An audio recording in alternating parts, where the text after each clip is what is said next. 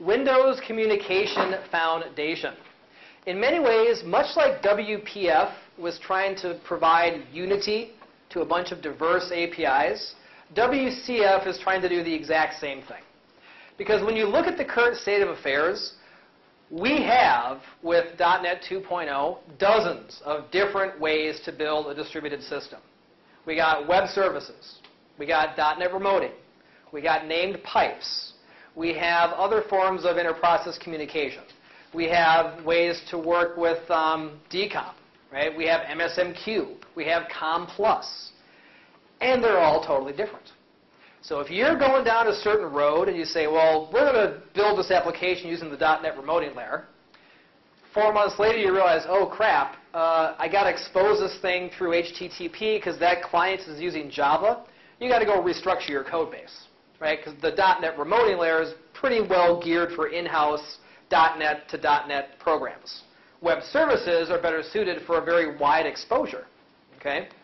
So what WCF says is we will provide for you a single extendable object model. And through config files, you can declaratively and dynamically totally change the underlying plumbing, right? So let's say today you did decide, you know, we're doing an in-house program. I want to use a TCP binding to get the best performance. Because I know everyone's a .NET program. I don't care about web services. I just want to move this data over here. Well, then you can build up a config file that says use the net TCP binding. A couple days later, no, that's not going to work anymore. I have to use a web service binding. Literally, just change the config file and rerun your program. Okay? So this is a pretty compelling model. And the way that we're able to get this great level of flexibility is we need to go ahead and look at this little handy acronym called the ABCs of WCF. Addresses, bindings, and contracts. Right? The way that it's going to work is like this. When you are building a service library, you will be applying WCF attributes on your interfaces and on your classes to build things called data contracts and service contracts. And typically, all that functionality is going to be packaged up into a nice little .NET DLL. Right? So whenever you're going to build a WCF program, you typically have 3 assemblies. A DLL that has the actual functionality you're trying to expose. Right? Then you have another assembly, which is going to be your host. And there are a variety of hosts for a WCF service. It could be your own custom application. It could be IIS. Or it could be a Vista-specific thing called WAS, right, the Windows Activation Server. And then the third assembly, of course, will be the client. So let's kind of see how we could build up an application with these 3 different assemblies working together. And remember the big benefit here, right? Even though the code is going to be kind of standard-looking code, which will look very familiar if you've already done web services or remoting, the benefit that we get with WCF is that, you know, just by tweaking config files, we can radically change the underlying plumbing to get the best performance and the widest available usage of our service. And all the goings-on in the background, if you don't care about customizing stuff, out of sight, out of mind. You know, your one little service contract, it might be exposed in a, you know, fairly untyped way through, like, you know, a web service interface, or it might be using strong typing through, like, you know, a binary formatter. Okay, those underlying plumbing pieces just kind of happen naturally in the background. So you kind of get the idea of what WCF is trying to do. Unified model, which allows us to really change those endpoints in a very declarative manner. Now, I kind of mentioned this here, right? This ABC is always optional. Same thing here. Config files are totally optional. If you really wanted to, you could hard code all the A's and the B's and the C's right inside of your assembly. But then, of course, you lose flexibility. Because then if you do want to change the binding later on, you got to go recompile and redeploy your software. So typically, config files are going to be preferred. So let's talk about the idea of working with building contracts, right? And then I'll show you a demo that kind of shows something happening.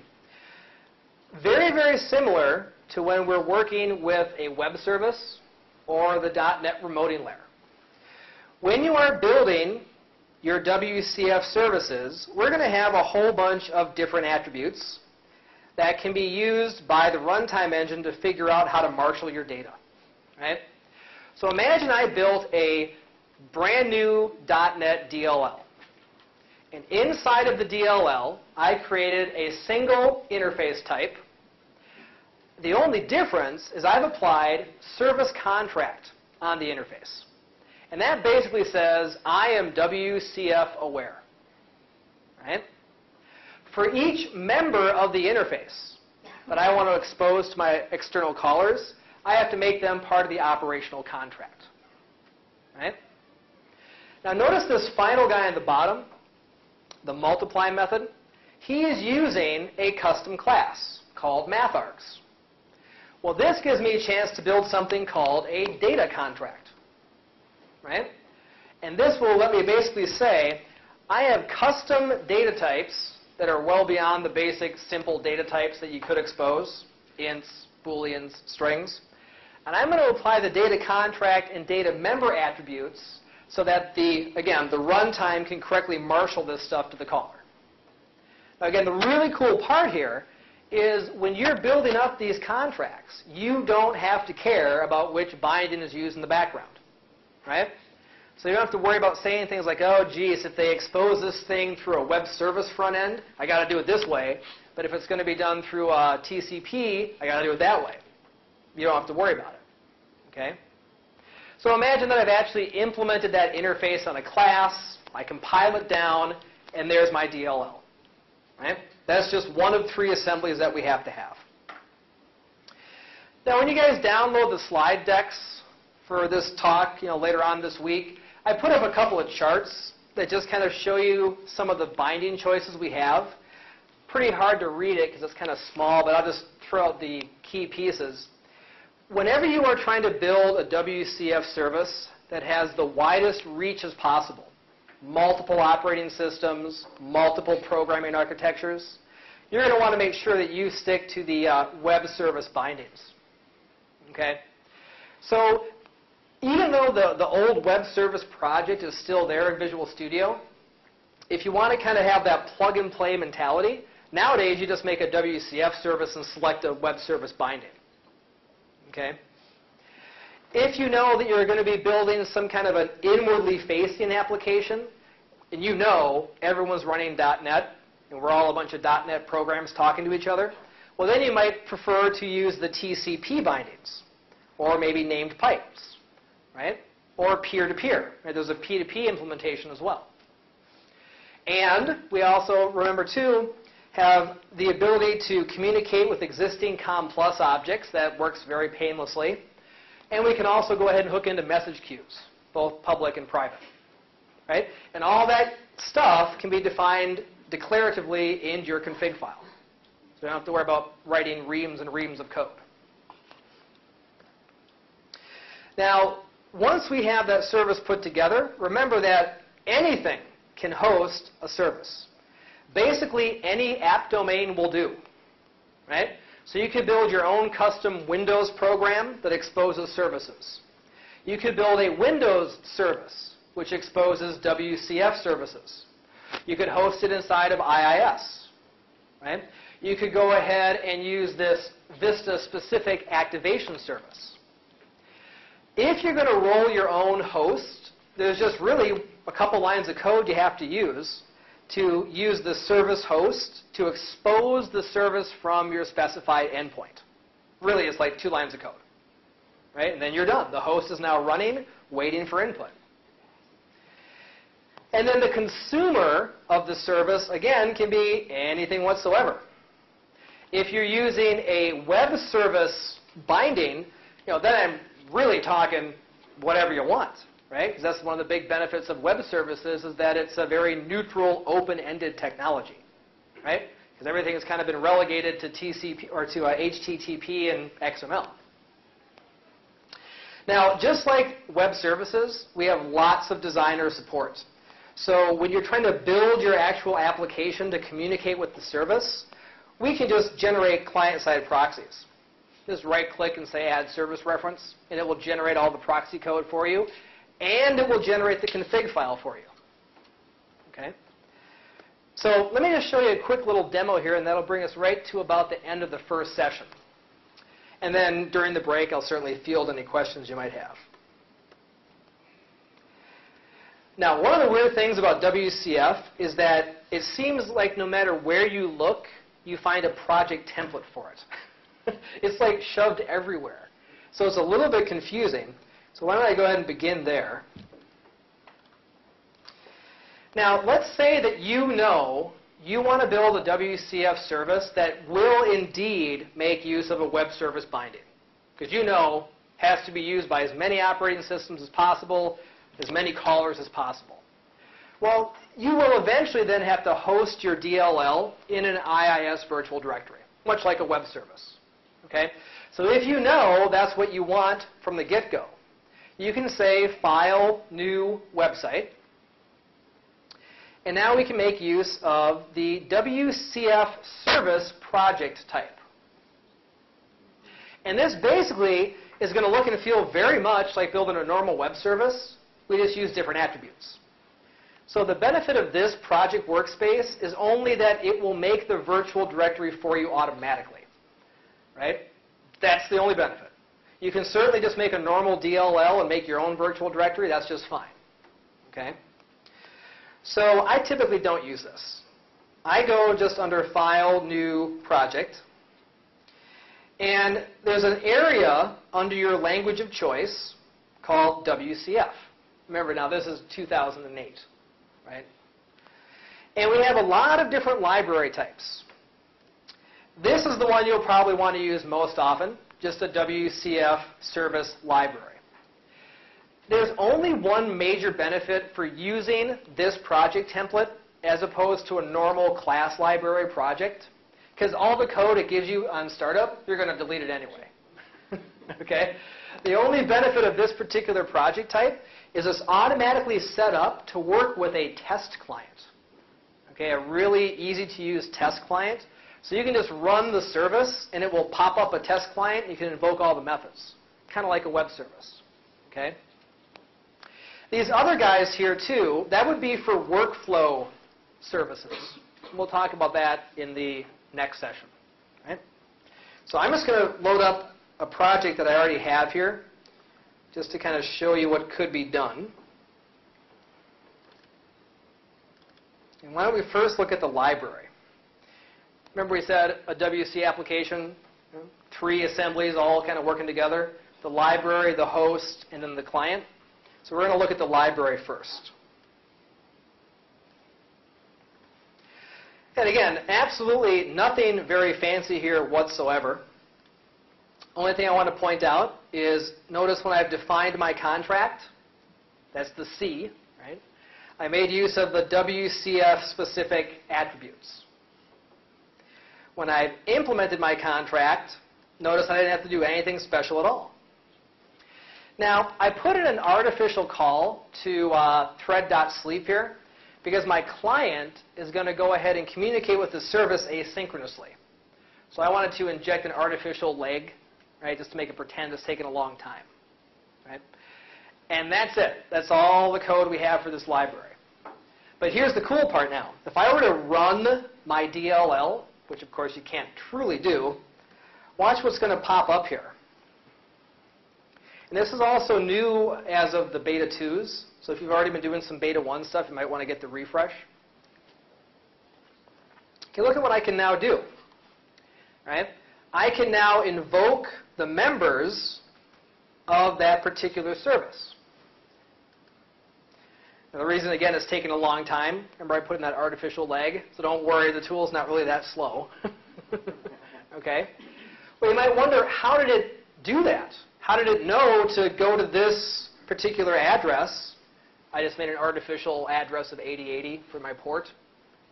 Well, it did so because when you built that WCF service library, it also gave you an app config file, which again can seem very strange since I'm building a DLL. but that little test client is reading that data to figure out the ABCs. And another cool thing about this project workspace type, you can just go ahead and copy and paste that into your actual real host, right, as a starting point.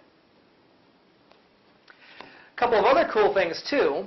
For any application using the WCF assemblies, if you have an app config file, you can just right-click on top of it and open up this wonderful little configuration editor, right? You know, working with XML is not the funnest thing in the world. Lots of typos you can easily get in there. Incorrect capitalization, bad spelling. You know, and I'm not a good speller anyway. So here, if you have a client config file or a server config file, you can just use this nice little front-end tool. And this will update those config files with oodles of settings. Right? So that's another cool thing, too. So we got the test client, and we got this config file editor. And both of those things can be run outside of Visual Studio. Right? You can just run them from the command prompt as well. You don't have to have Visual Studio. Those are just part of the 3.5 SDK. Okay, so that kind of wraps up the library, but we got to look at the host and the client yet. Okay? Now, real quick, any questions on what this service library did? Yeah? Did you say the 3.5 SDK? Yes. Okay. Yep. The 3, that's the refresh coming out. Okay. And that would just give you all the new bells and whistles for Visual Studio and whatnot. Okay. You know? But yeah, WCF is a 3.0 technology. It's just in the 3.5 stuff, they've just integrated it tighter with Visual Studio. But you still get Yes, you still get those with the 3.0. Yep. Yeah. Does that test client handle complex types or like data Yeah. types and something? Yep. Yep. I mean, like you can return back a generic list of custom data types. They all just kind of stream on over. Yeah, so it's really good. It's really good. The only thing you can't do is if you have like a duplex binding, you can't do the two-way chit-chat. Right? that test screen that pops up there? Yep. Can that be run on any DLLs or just the communication foundation? Well, it is something which needs to have the correct attributes applied. So it has to be a WCF something or other. But I could also have just run that at the command prompt and pointed to a URL for a virtual directory, and it will just pop it up that way too. Right? Yeah, so I could totally do it, just type in the URL. As long as it has service contracts inside of it, it'll just read the metadata using something called MEX, Metadata Exchange. You have to set up your config file in the correct way to allow runtime discovery for tools. Maybe we can talk about that one-on-one later. Now remember we said any app domain will do. Okay? For this particular library, I hosted this guy inside of a Windows service. So if we take a look at the actual kind of code that I had to write to host this guy, it's really minimal. And if I wanted to put everything inside of a config file, it would literally be 2 lines of code. But I just wanted to show you this way. Remember that the ABCs can totally be done in code as well. They don't have to be in a config file. So here, I'm going to use a system.uri for my A, right, my address. And that's where I just picked an arbitrary port for the math service library. Here's my B, right? So I decided to make use of a HTTP web service binding. I could have also have used a TCP binding there, right? And then there's my C, right? Good old type information. So once I go ahead and build these pieces up, notice how I can just use the host. So that's the service host up here. I just have a member variable of type service host. And I just simply add in my endpoint. So a single host could expose the same service in multiple ways with different endpoints, which is also pretty cool. So I could say, well, this one executable is serving up the same objects through TCP or HTTP. Pick your choice, right? And then all I got to do is open up my host. So here, I've actually already installed this service. So if I were to just come here, got a little guy here called the math service. So that's the guy running in the background, right? And then the final piece of my puzzle is to look at some client code, which again is extraordinarily easy because the proxy generator pretty much writes it all for us. And the only point of interest, I threw in a couple of things just to kind of entice us all. Okay, let me start here actually. So over here in my project, this is just a console-based executable. And I wanted to build a proxy to that service, which is now being hosted through a Windows service, right? So I can do that just by right-clicking and saying Add Service Reference. Here's a little stickler for you. If you need to add a reference to an existing XML web service built with ASP.NET, you're not going to see the same option that says Add Web Service. You have to go through this dialog, but under Advanced, right, this is where you can click on Add Web Reference. That drove me insane until I figured that sucker out, right? But I've already added a reference. So I've already added a reference to my service. And you can see there's where he's pointing to. There's math service at the arbitrary 8080. Notice this as well. I checked off generate asynchronous operations. Okay, so you guys remember the whole begin-end paradigm for asynchronous delegates? I'm just telling the proxy generator I want that too. Okay? So I click the magic OK button, and then there is my proxy type. Right? Basic math client. And I also got representation of my contract on this side too. Now, here's the part that we'll end with. And again, if you've done anything with web services or .NET remoting, this is going to be very cut and dry. You make the proxy, right? You open, and then you call methods. So here, I'm calling begin add. I'm doing a loop with is completed. And that's nothing new. That's been there forever. It's just part of the asynchronous delegate stuff. But there is something in this screenshot, this code right here, which is very new. Look at that. A lambda operator. Okay? C# 3.0 now supports lambda expressions. What does that mean? Any place that you used to pass in a delegate as a parameter, you can now pass in a lambda expression. And it allows us to build very concise code, right? So instead of having to use a real async callback delegate there, I'm just going to say, as the third parameter to begin add, I'm going to pass in this argument to be processed by this stack of code statements. Kind of reminds you a little bit of an anonymous method, perhaps, right, with 2.0. Well, think of this as a better form of an anonymous method. Right? I just kind of threw that in there for tricks to get us ready for the next talk. But in any case, I run the program. Notice how the client was doing stuff as that call completed asynchronously, and then eventually I get back my result.